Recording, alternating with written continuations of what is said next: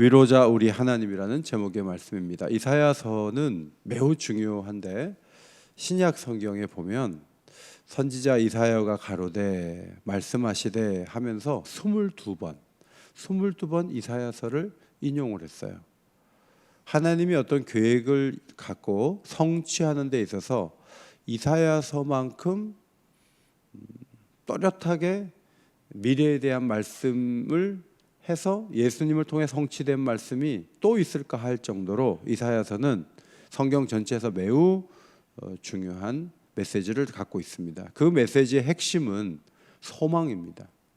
소망을 가지라는 거예요.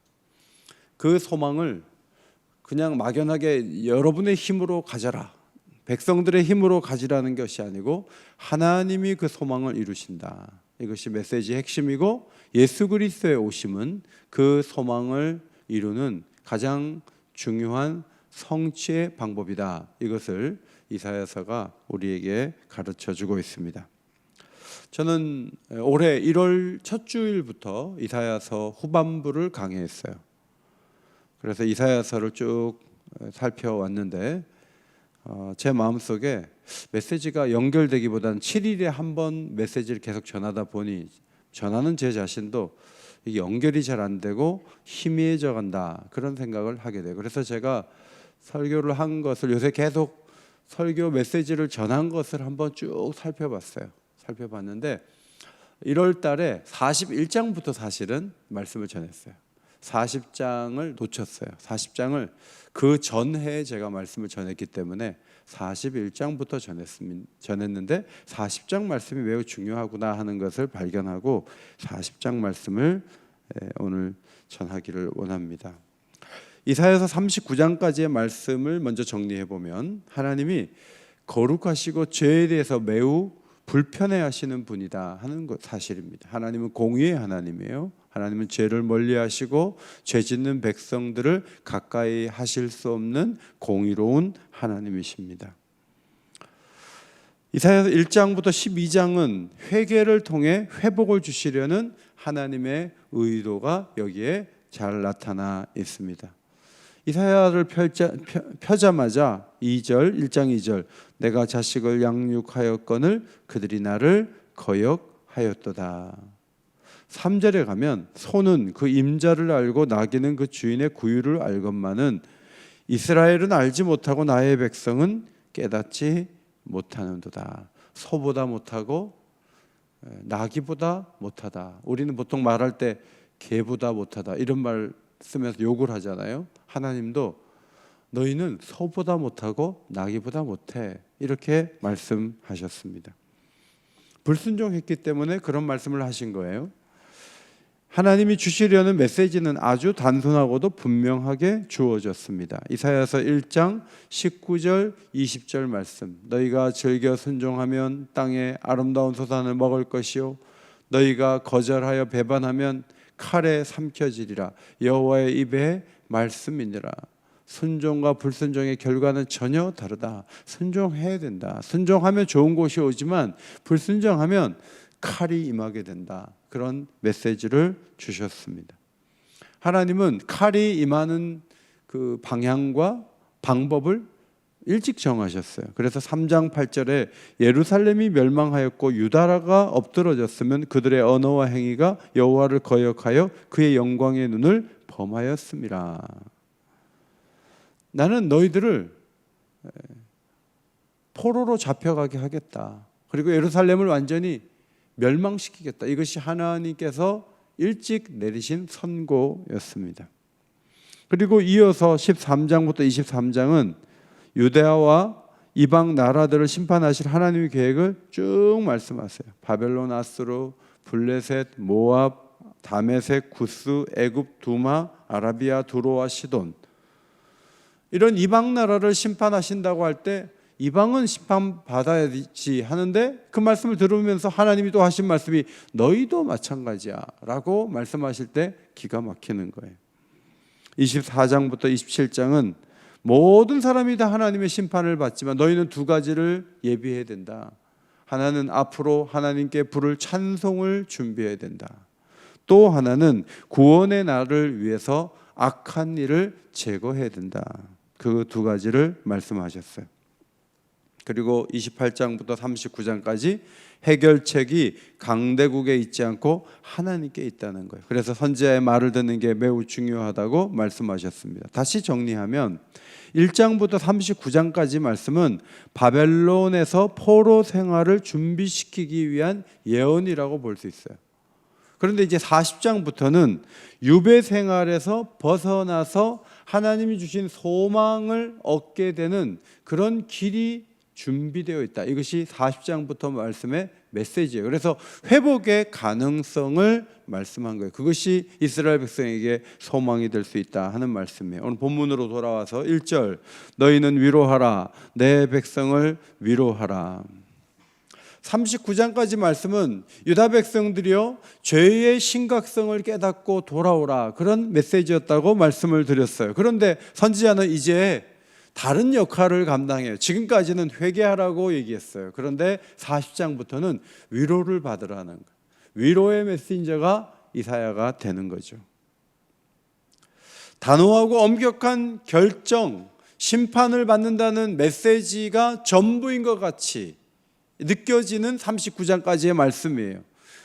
여러분, 서울이 무너진다고 생각해 보세요.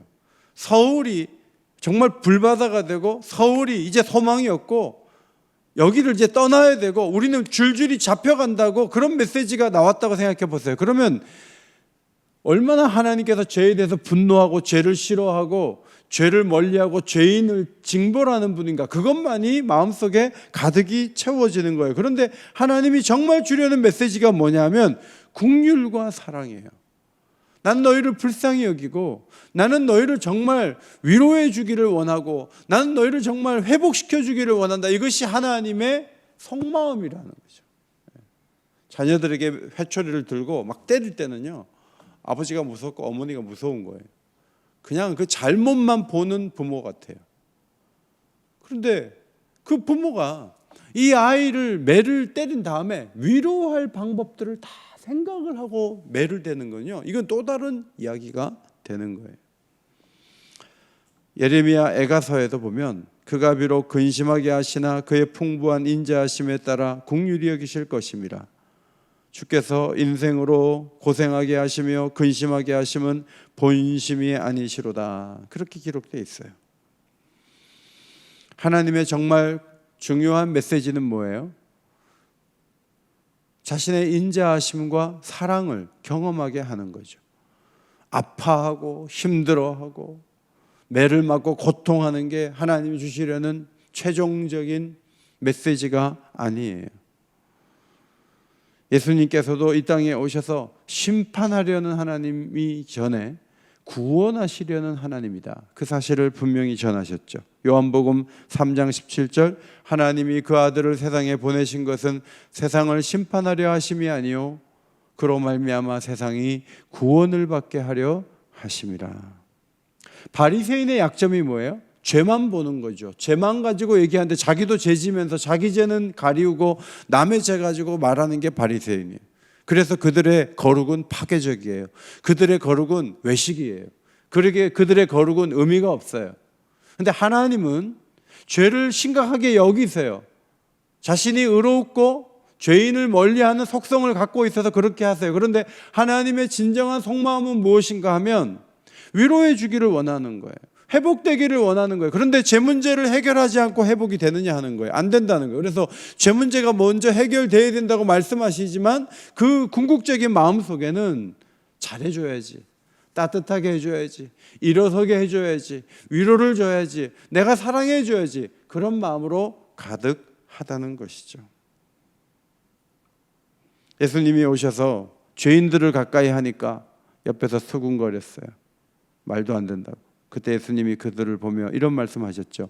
건강한 자에게는 의사가 쓸데없고 병든 자에게라야 쓸데있나니 내가 의인을 부르러 온 것이 아니요 죄인을 불러 회개시키러 왔노라. 의사로 왔다. 치유하기에 왔다. 월드컵 보니까 첫 번째 꺼내드는 카드가 뭐예요? 경고 카드예요. 두 번째 꺼내들면 퇴장이에요. 하나님은 첫 번째 카드를, 경고의 카드를 꺼내드려요. 너희들 다 잡혀가게 할 거야. 그런데 이사야를 통해서 두 번째 카드를 꺼냈는데 멸망의 카드를 꺼내는 게 아니에요. 두 번째 카드는 위로의 카드예요. 소망의 카드예요. 이것이 하나님의 진면목이다 하는 것을 우리는 발견하게 됩니다.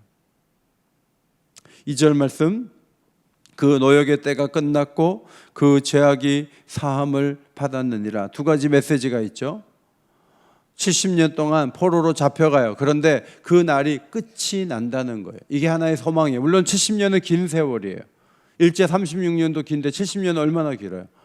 그러나 하나님이 이사야를 통해서 미리 말씀하신 거예요. 그 복역의 때가 끝이 난다는 거죠. 하나님의 징벌은 끝이 있어요. 이것이 소망이에요. 우리는 어려움을 당하면 그 어려움이 계속될 것 같은 생각을 가져요. 그런데 하나님은 그게 아니라는 거예요. 그 노역의 때가 끝이 난다는 메시지를 주는 거죠. 이것이 우리에게 큰 축복이에요. 혈루병으로 12회를 앓는 여자는 자기 재산도 다 없어졌고 그 어떤 의사도 그를 고치지 못해요. 그는 계속 혈루병으로 살다가 죽을 것 같은 생각 속에서 그 세상을 사는 거예요.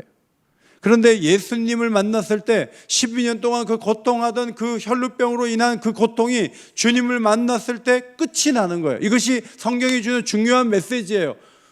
요한복음 5장에 가면 38년 동안이나 고통하던 환자가 나와요. 여러분 38년이면 2년만 채우면 40년이에요. 40년 동안 계속 아파왔다고요. 그러면 어떻게 더 좋은 세월이 있겠어요, 그 사람에게. 그런데 베데스다 연못가에서 그 38년 된 병자가 예수님을 만나면서 그 고통의 시간이 끝이 나는 거예요. 여러분, 우리의 죄가 중하고 죄의 문제가 있지만 그 죄가, 마귀가 말하죠. 영원히 너희를 괴롭힐 것이고 너희는 이 죄 때문에 평생을 헤어나지 못할 거야 라고 마귀가 얘기해요. 그런데 주님이 말씀하세요. 그 복역의 때가 끝이 난다. 죄로 인해서 고생하고 아파하고 힘들어하고 하는 그 때에 끝이 있다는 거예요. 이것이 우리에게 소망이에요. 여러분에게 어떤 아픔이 있고 어려움이 있고 어떨 때는 그것이 죄로 인해서 온 것이라 할지라도, 이 세상이 가하는 고통이라 할지라도, 여러분 거기에 끝이 있다는 것은 우리의 소망이에요. 그 끝을 바라보고 새로운 시대를 여는 것이 하나님의 축복이에요. 코로나 시대도 계속 될 것 같지만 이 코로나 시대에 끝이 있잖아요. 저는 끝이 있다고 믿어요. 중국은 끝없이 계속 막다가 저렇게 탄식을 자아내고 있는데 이제 이 코로나도 정리가 되는 때가 오는 거죠. 그것이 우리에게 희망이죠. 한 해의 끝을 주세요. 아유, 2022년 아쉽다. 뭐가 아쉬워요? 빨리 가버려야지. 2022년 빨리 가고 새 날을 또 맞이해야 돼. 2023년 새로운 기회를 하나님이 주세요. 오늘 1교구가 특송을 잘하셨는데 새로운 시작을 선포하는 찬양이에요. 이제 내년에 우리가 특송을 할 때는 이제 훨씬 많이 나올 거예요. 지금 코로나 끝이라 오늘 많이 못 나오셨어요. 그죠? 노래를 잘하시는 분만 나오신 것 같아요. 그런데 이제 새해 내년에 봐요. 내년에는 더 왕성하고 더 풍성하고 더 아름다운 시작의 문을 여는 그런 축복이 우리에게 있게 되기를 간절히 소원합니다. 사도 바울은 내게 사는 것이 그리스도니 죽는 것도 유익함이라. 여러분, 죽는 게 뭐가 유익해요? 그런데 인생의 끝이 와야 영생의 진정한 시작이 가능하다는 거죠. 그 끝을 보면서 새로운 시작이 있으니까 죽음도 유익한 거예요. 죽음이 끝이고 아무것도 아니고 좋은 날의 끝만 의미한다면 죽음이 어떻게 유익하겠어요? 그러나 진정한 영생의 문을 활짝 여시는 그 날이 온다면 죽는 것도 괜찮다. 두 사이에 끼어 있다가 오른쪽으로 붙을까 왼쪽으로 붙을까 할 때 오른쪽 영생 쪽으로 붙는 게 훨씬 편하고 좋다. 이런 확신이 있었던 것이죠. 그 죄악이 사함을 받았느니라.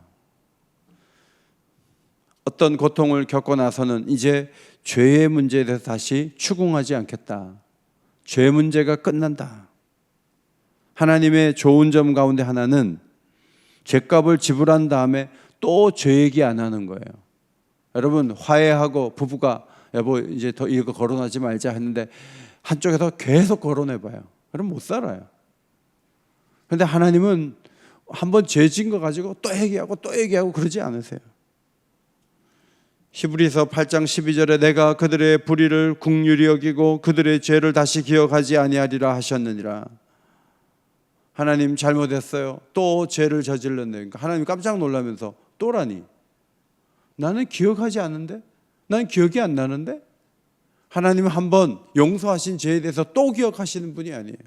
하나님은 기억해서 아예 지워버리시는 분이에요. 복역의 때를 마치고 돌아왔는데 또 옛날 얘기하시느냐? 그렇지 않단 말이에요.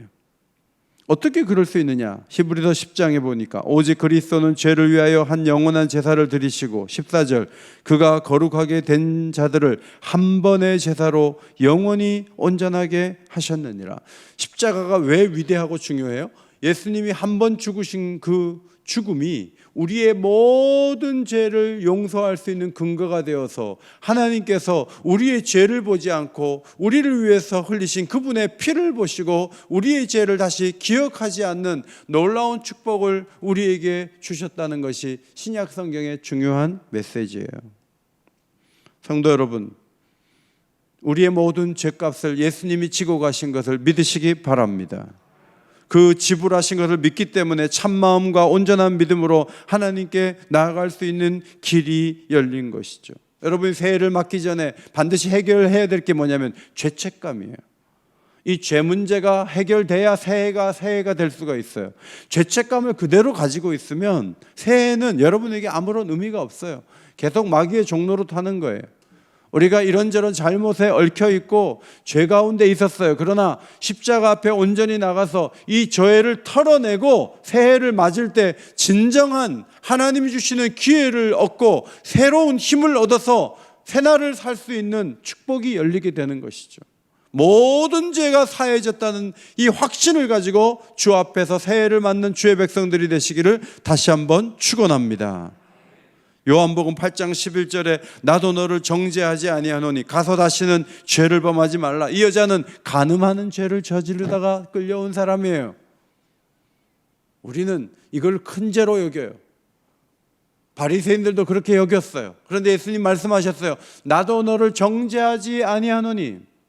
자, 과거의 문제로 계속 얽혀서 살고 과거의 죄를 반복하지 말라. 여기 이 시점이 너의 전환점이 되어서 다시는 죄를 범하지 않는 사람이 되면 문제가 없다라고 선언해 주시는 거예요. 징벌이 끝나는 거죠. 이것에 대한 확신이 필요해요.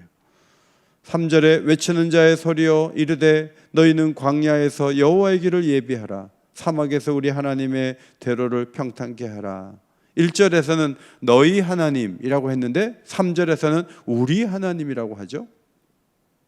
하나님은 광야를 거쳐서 구원의 도를 이루어 주셨어요. 구원을 이루셨어요. 그것이 모세 시대에 있었던 일인데 또 다른 광야에서 구원을 하나님은 예비하시는 겁니다.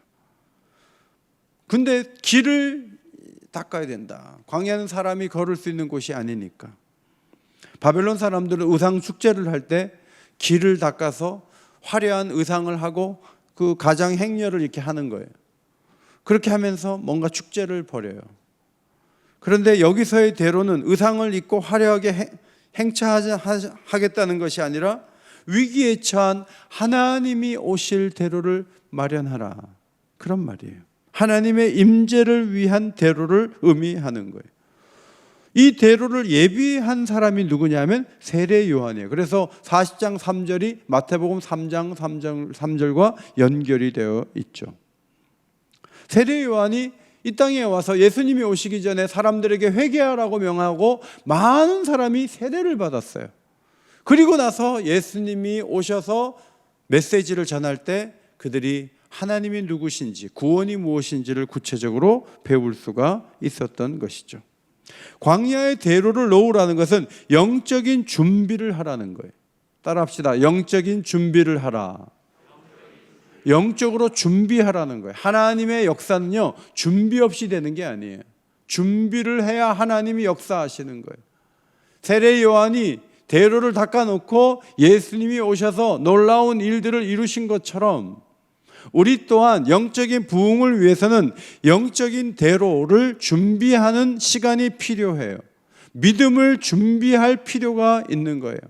하나님이 교회의 강력한 역사를 이루기 위해서는 기도로 준비하고 하나님 앞에 영적으로 새로워지고자 하는 다짐을 하지 않고서는 하나님께 결코 교회는 쓰임을 받을 수가 없어요.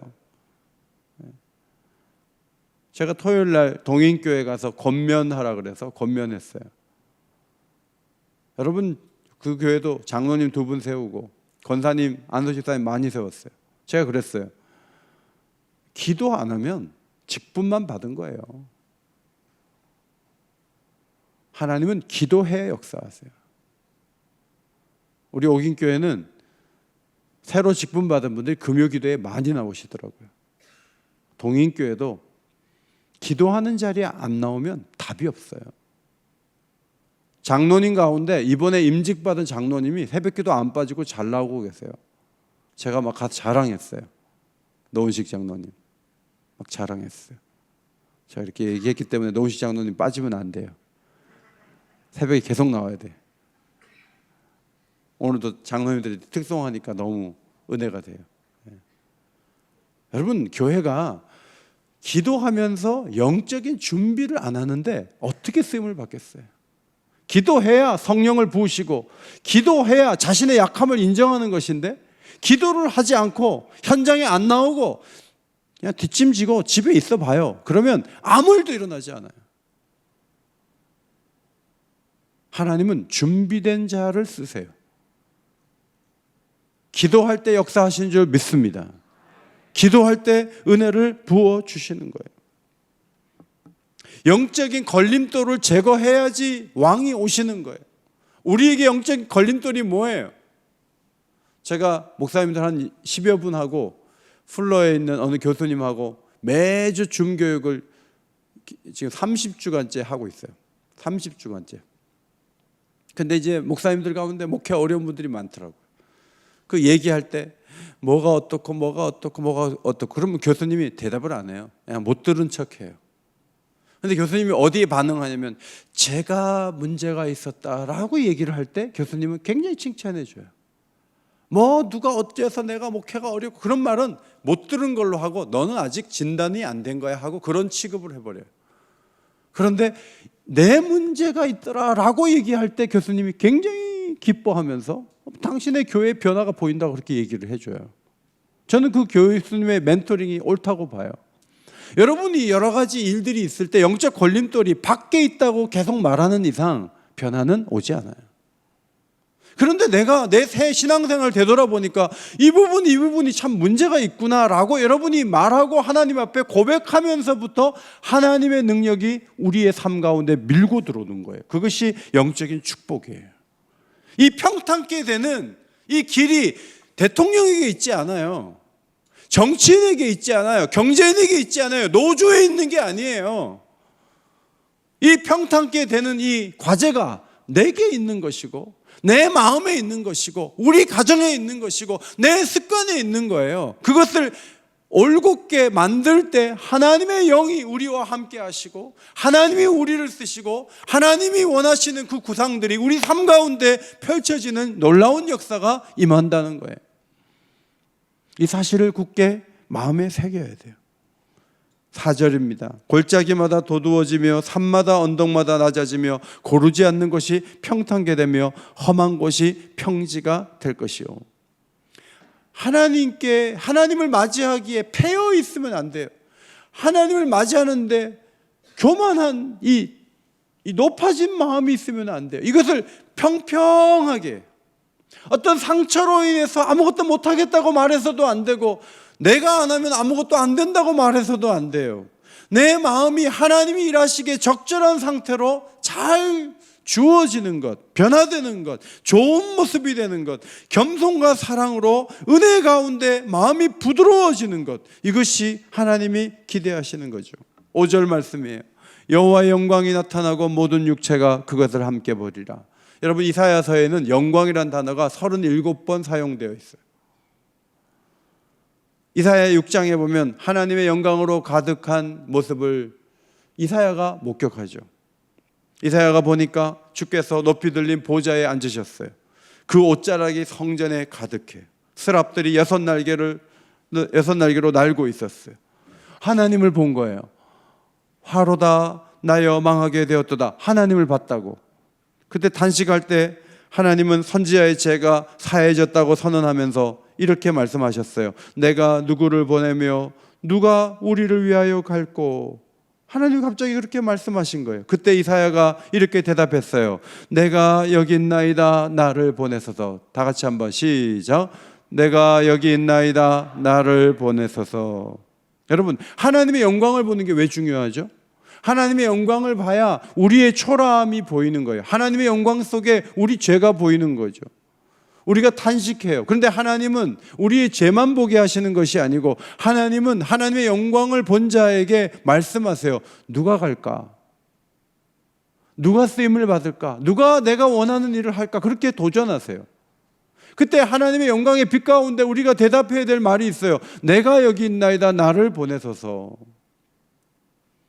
여러분, 하나님의 영광은 그냥 신비로우니까 한번 경험하면 내가 뜨거워지니까 내가 은혜 받으니까 보고자 하는 게 아니에요. 그 시대에 하나님이 주시는 사명이 있어요. 우리가 생명이 있는 것은 그 사명을 감당하기 위함인데, 그 사명을 감당하기 위해서 첫 번째로 우리가 얻어야 될 은혜가 뭐냐면 하나님의 영광을 보는 거예요. 주의 영광을 보는 거예요. 주의 영광을 본 사람만이 하나님께 쓰임을 받을 수 있는 거예요. 영광의 빛을 본 적이 없는 사람이 어떻게 하나님께 쓰임을 받겠어요? 저는 이 2주간의 짧은 기도회지만 여러분이 말씀을 들을 때마다 저녁 8시에 또 나와서 기도할 때마다 하나님의 영광을 보는 중요한 기회가 여러분에게 주어지기를 예수의 이름으로 축원합니다. 나만 보는 게 아니에요. 세상 모든 육체가 주의 영광을 보는 게 하나님의 꿈이고 선지자의 꿈이고 비전이었어요. 우리도 마찬가지예요. 내가 본 영광을 내 자식이 보기를 원하는 거예요. 내가 본 영광을 우리 사랑방 식구들이 보기를 원하는 거예요. 내가 본 영광을 교구 온 식구들과 우리 교회가 보기를 원하는 거예요. 우리의 비전이 뭐예요? 우리 어긴교회만 주의 영광을 보는 것이 아니고 종로구에 있는 모든 교회들이 주의 영광을 보는 것이 우리의 꿈이 되고 우리의 기도 제목이 되는 게 매우 매우 중요한 거예요. 오늘도 기도할 때 주의 영광을 보게 해달라고 기도하세요. 주의 영광을 보면 마음이 새로워지는 거예요. 의욕이 생기는 거예요. 어렵고 힘든 그 문제를 내가 나가서 해결하고 싶은 자원하는 심령이 우리의 마음에서 일어날 수 있는데 그것은 우리의 힘이 아니에요. 그것은 영광의 힘이에요. 하나님의 영광의 능력이 오늘 이 아침에 여러분의 마음을 붙잡아주는 그런 축복이 임하게 되기를 주의 이름으로 다시 한번 축원합니다. 예수님 말씀하셨죠. 너희 눈을 들어 밭을 보라. 희어져 추수하게 되었도다. 여러분의 가정이 선교지예요. 여러분의 직장이 선교지예요. 여러분이 사는 그 지역이 선교지예요. 눈을 들어 밭을 보라. 희어져 추수하게 되었도다. 어제도 한 분이 등록을 하셨어요. 꽃집에 그 송수연 자매가 인도했어요. 교회 가자고 그러는데 그 자매가, 어제 오신 자매가 옛날에 교회를 다녔던 분인데 교회를 안 다녔어요. 그래서 어제 교회 오신 거예요. 제가 새가족 환영을 하고 목양실에서 하고 새가족 환영회가 있는데 올라가서 같이 참석하시겠어요? 그랬더니 저 바쁜데요 이럴 줄 알았는데 네 그래갖고 올라갔어요. 올라가지고 어제 환영을 했어요. 우리가 만나는 누군가는 예수님을 다시 만나야 될 사람일 수 있어요. 모든 사람이 하나님 아니고는 답이 없는 세상에 살고 있어요. 우리는 이미 하나님을 경험한 사람들이에요. 다시 한번 주의 영광이 우리에게 임해서 우리가 쓰임을 받아야죠. 베드로 사도가 어부임에도 불구하고 세상을 바꾸는 중요한 사도가 됐잖아요. 초라하고 부끄럽고 연약한 사람들이 다 쓰임을 받았어요. 우리라고 해서 늘 마스크만 하고 움츠러 들어있는 상태에서 평생을 살려는 법이 없어요. 주의 영광을 보면 놀랍게 쓰여질 수 있어요. 저는 오늘 새벽에 나오신 여러분들, 온라인으로 예배를 드린 여러분들에게 그런 영광의 빛이 가득한 그런 기도의 시간을 갖게 되기를 다시 한번 주의 이름으로 축원합니다. 엘리야 시대에도 바알에게 무릎을 꿇지 않은 7천을 남겨두신 하나님, 우리 시대에도 주의 영광을 보고 주께 쓰임받을 사람들을 많이 남겨두셨어요. 그 영광스러운 자리에 우리가 서기 원해요. 우리의 인생이 언제까지 이어질지 모르지만 우리의 건강이 다하고 우리의 수명이 다하는 그 순간까지 주의 영광에 의해서 붙들림 바 되어서 쓰임받는 것이 매우 중요해요. 하나님을 알고 하나님의 영광을 위해 사는 자의 인생만큼 값지고 존귀한 인생이 있을까요? 그런 멋지고 아름다운 인생을 살게 해달라고, 새해를 그냥 맞지 않고 영광스러운 한 해가 되게 해달라고 그렇게 기도하는 아침이 되시기를 바랍니다. 기도 제목 말씀드려요. 하나님의 본심을 알게 하소서, 긍휼을 입으며 위로받고 회복되게 하소서, 영적 걸림돌을 제거하고 우리 마음에 시온의 대로를 놓고 하나님을 만나고 그래서 여호와의 영광을 보며 주여 내가 여기 있나이다 나를 보내소서라고 우리도 고백할 수 있는 놀라운 변화가 임할 수 있도록 이 10일 동안의 기도회를 통해 기도다운 기도를 드리고 하나님 원하시는 기도를 올려드리며 하나님께 진정으로 사랑을 입고 소망을 볼 수 있는 놀라운 시간을 갖게 해달라고 간절한 마음으로 두 손 드시고 주님 이름 한번 크게 부르짖고 간절히 기도하시다가 돌아가시겠습니다. 기도합니다. 주여